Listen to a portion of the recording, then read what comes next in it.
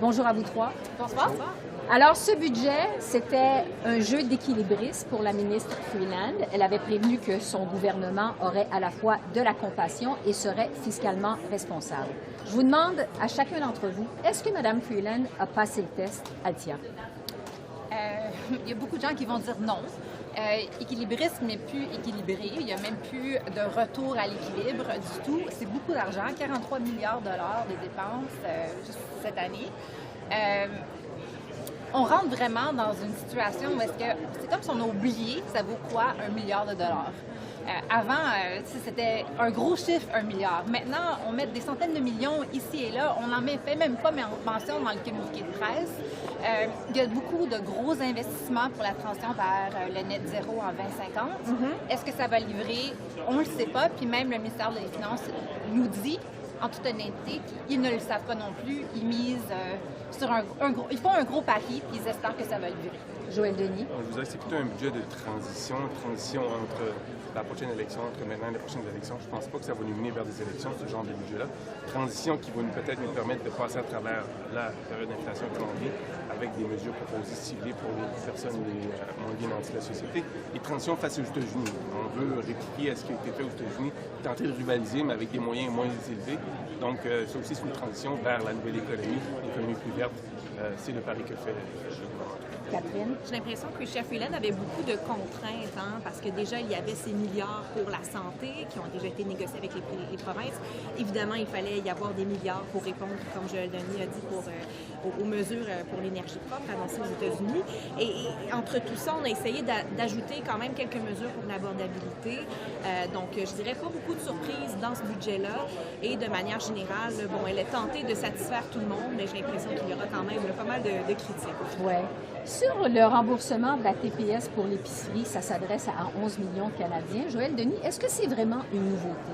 Non, pas vraiment. On lui donne un nouveau titre. C'est un rabais pour l'épicerie, mais on ne va pas avoir ça quand on va aller faire notre épicerie chez Métro. Il va falloir attendre le remboursement de TPS. Donc, c'est un peu une mesure qui est reconduite sous un nouveau nom, le rabais pour l'épicerie, mais je pense pas que les gens vont tomber dans le panneau. Ils savent que ça va être une mesure qui est reconduite, à la demande d'ailleurs du Oui.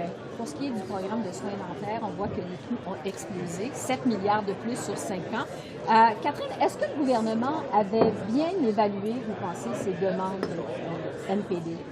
La réponse courte, c'est non. Je pense que ce qu'on a vu l'année dernière, c'est qu'il y avait, en vertu de cette entente avec le NPD, une certaine progression. Donc, l'année dernière, on a vu que ça s'appliquait aux enfants. On a vu cette année que c'était supposé être pour les adolescents, mais également les aînés, les personnes vivant avec un handicap. Alors, le gouvernement, finalement, les fonctionnaires, ce qu'ils nous expliquent, c'est que c'était bien compliqué tout ça. On a décidé d'élargir le programme, finalement, à tous les Canadiens qui sont éligibles, qui gagnent un certain montant. Et puis, justement, donc, et ce ne sera pas seulement des chèques, mais ça va être justement comme un système d'assurance, finalement. Les gens n'auront pas à débourser lorsqu'ils vont au dentiste. Alors, ce sera plus simple. Je pense que c'était peut-être la bonne chose à faire, mais évidemment, comme vous l'avez dit, ça coûte beaucoup plus cher. Ouais. Un des gros morceaux de ce budget, c'était la transition énergétique. Joël Denis en parlait d'entrée de jeu. Les mesures, donc, pour répondre au plan colossal du président Biden aux États-Unis. Althia, quels sont les impacts politiques à prévoir? Mais les coûts pourraient vraiment s'annoncer beaucoup plus grands. Alors, même dans le budget, on nous dit que le Inflation Reduction Act aux États-Unis, le Congressional Budget Office, comme un peu le PBO, le directeur parlementaire du budget, mais à Washington, eux avaient estimé que les mesures dans le IRA étaient à peu près 370 milliards de dollars. Maintenant, Goldman Sachs nous dit non, eux, ils pensent que c'est 1,2 trillion. Parce que ça s'annonce, il n'y a pas de... Ça finit pas après 10 ans. Il y a des mesures qui continuent, puis ils pensent qu'ils ont sous-estimé le nombre de compagnies qu'ils ont voulu prendre avantage de ces crédits. Puis on nous dit ici que la même chose pourrait se passer. On n'a pas exactement un prix fixe pour combien les taux de crédit vont nous coûter. On espère que ça va fonctionner, comme je disais en avant-plan, mais peut-être que ça ne va pas fonctionner, peut-être qu'il va falloir en ajuster d'autres, peut-être qu'il va falloir tout changer. Alors, oui, il y a des gros risques, mais c'est aussi un risque que le gouvernement juge nécessaire parce que si on ne le fait pas, on se prive d'investissements qu'on pourrait avoir au Canada qui vont aller aux États-Unis. Oui. Dans ça, il y a aussi les investissements pour l'électricité propre réservée aux provinces. Joël Denis, jusqu'à quel point c'est une bonne nouvelle pour François Legault qui veut justement construire des barrages? Ça concorde avec le projet de M. Legault, ça c'est certain. Est-ce que Hydro-Québec va vouloir s'en prévaloir? Ça, c'est une autre question.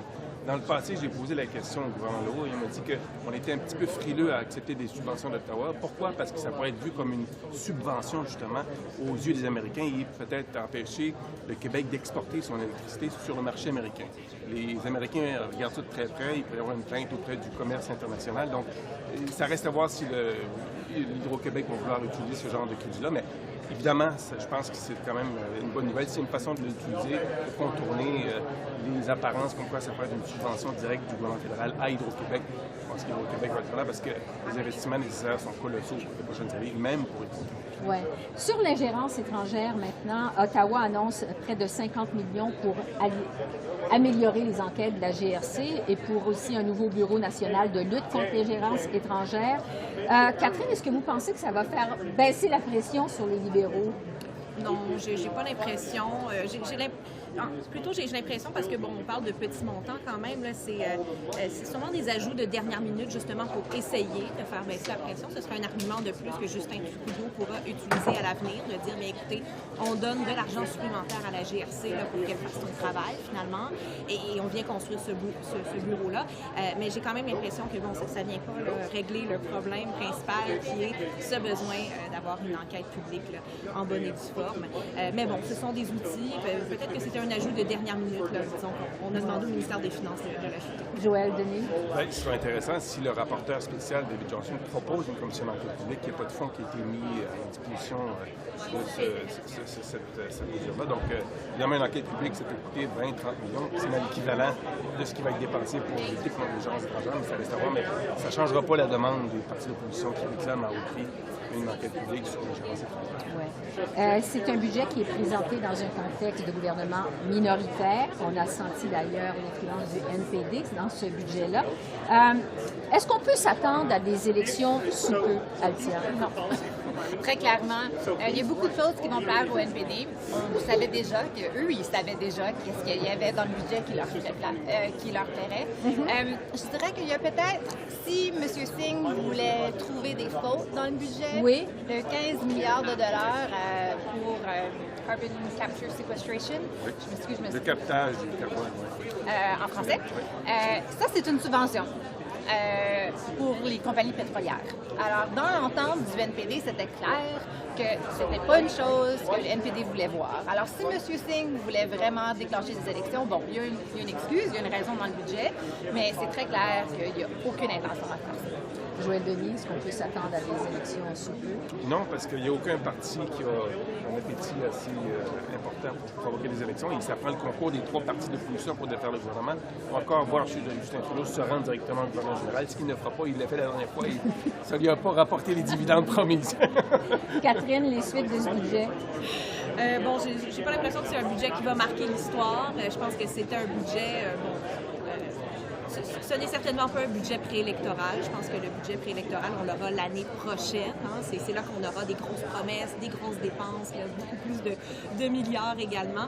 Alors voilà, j'ai l'impression que c'est un budget qui a été présenté aujourd'hui, qui va être adopté avec l'appui du NPD. Le NPD qui a quand même obtenu les soins dentaires, un élargissement de tout ça, également de l'aide finalement pour les gens qui veulent faire leur épicerie. Donc j'ai l'impression qu'ils vont être satisfaits avec ce qui était dans le budget. Si je peux permettre rapidement une réflexion générale, on a vu les provinces déposer leur propre budget au cours des derniers mois. La situation financière des provinces est beaucoup plus réduisante que celle d'Ottawa, alors qu'à Ottawa, on voit toujours que l'échéancier pour rétablir l'équilibre budgétaire est toujours reporté à Ottawa. C'est un projet qui est de plus en plus lointain et incertain, donc ça risque d'être une faille que pourront exploiter, et même notamment. Plus dans le budget. Et même plus dans le budget, ça pourrait être une faille exploitée par les conservateurs, évidemment, et même par le Bloc québécois, et par contre, pas le NPD. Mais si je peux ajouter quelque chose de ce que Catherine vient de dire, je dirais que ça se pourrait qu'on voit un budget préélectoral dans la mise à jour à l'automne. Parce qu'une chose qui est remarquable dans ce budget-ci, c'est qu'on nous parle d'une récession non profonde qui s'en vient. Mais il n'y a aucune mesure pour adresser cette récession dont on nous parle. Alors peut-être que ces mesures-là vont se retrouver dans la mise à jour à l'automne si la situation vraiment décline de beaucoup. Donc, à suivre peut-être dans la prochaine mise à jour économique. Altia, Joël Denis, Catherine, merci beaucoup. Merci. Merci, Esther.